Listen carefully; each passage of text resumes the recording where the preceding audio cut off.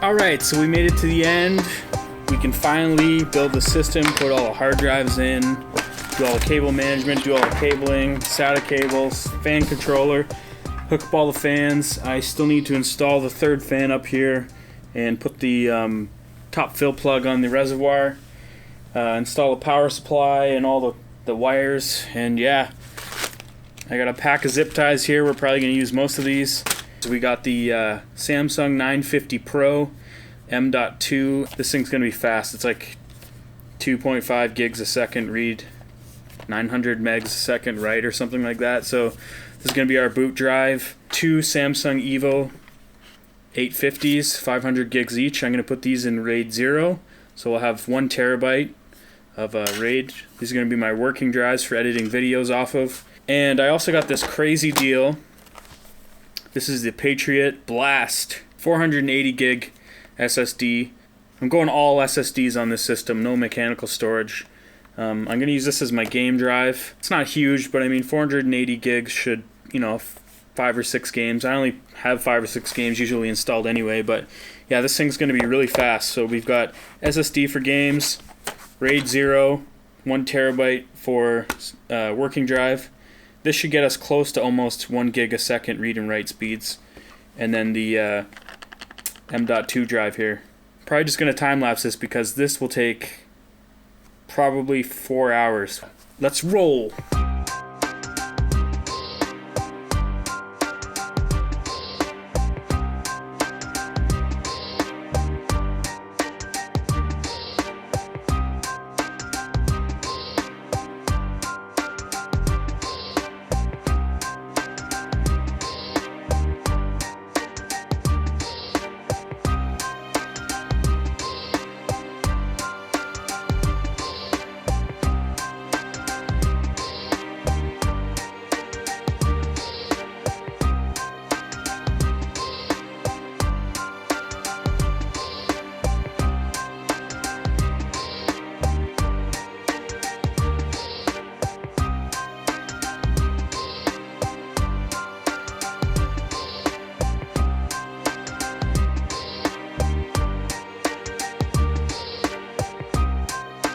Alright, so I got all the wires sleeved and heat shrunk. These are the hard drive LED lights and the power switch and the reset switch and everything. And I only did 6 inches because that's all I had and that's all I could get for this white sleeving, but I soldered these and made my own out of it. But 6 inches is all that shows inside the case anyway, so I kind of cheaped out there, but it turned out pretty good. These look awesome, better than the stock ones that come off the case anyway. This is for my fan controller, and that plugs in the bottom of the motherboard. Then I have this RPM sensor that comes off the pump, and this goes up to the CPU fan header, I think, that tells the RPM. And it was a blue wire, so this looks a lot nicer. And then the only one that I can't do is this USB 3 for obvious reasons. It's just gonna have to be the way it is.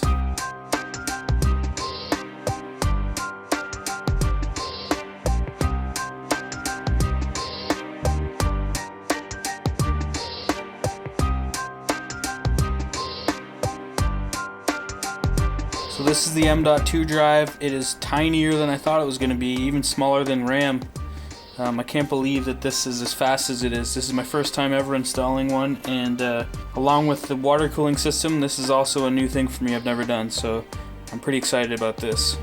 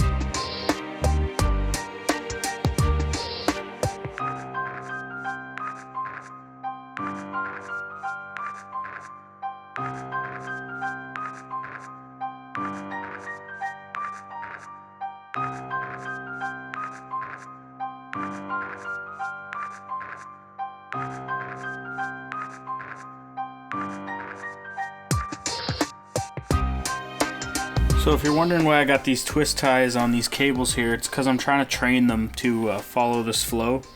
Otherwise I just keep kind of falling out of their place, and it looks kind of awkward. So I'm currently installing the RGB lighting on this side and on the other side, and then this strip's going to go up behind the rad and shine light down on the system. Deep Cool RGB 330 comes with these 3 strips and a control box here, and also a wireless remote where you can change all the colors and the brightness and everything.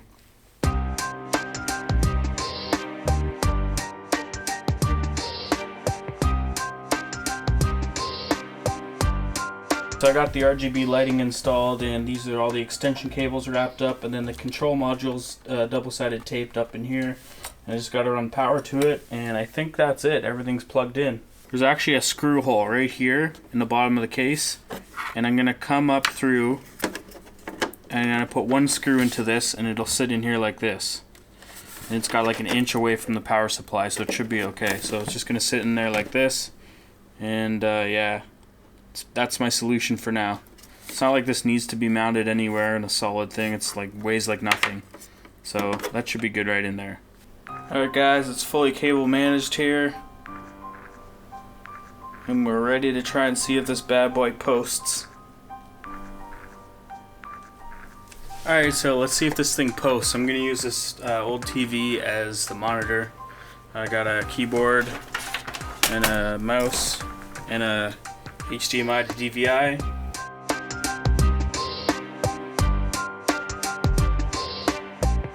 We got lights in the motherboard.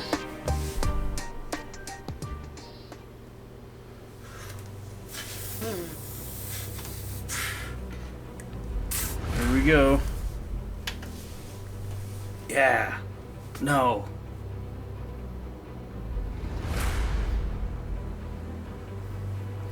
Okay, so it's an ugly green color.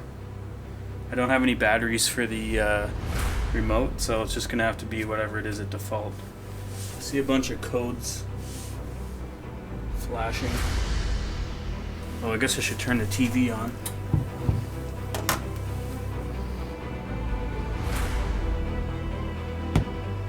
It's still flickering down there.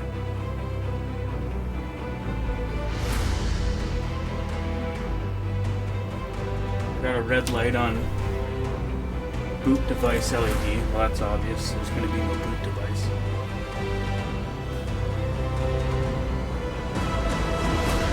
Hey! So it says our CPU fan's running at 3000 RPM. So that means that I got the pump properly plugged in, I guess. Or the RPM. Showing all 8 DIMMs of RAM.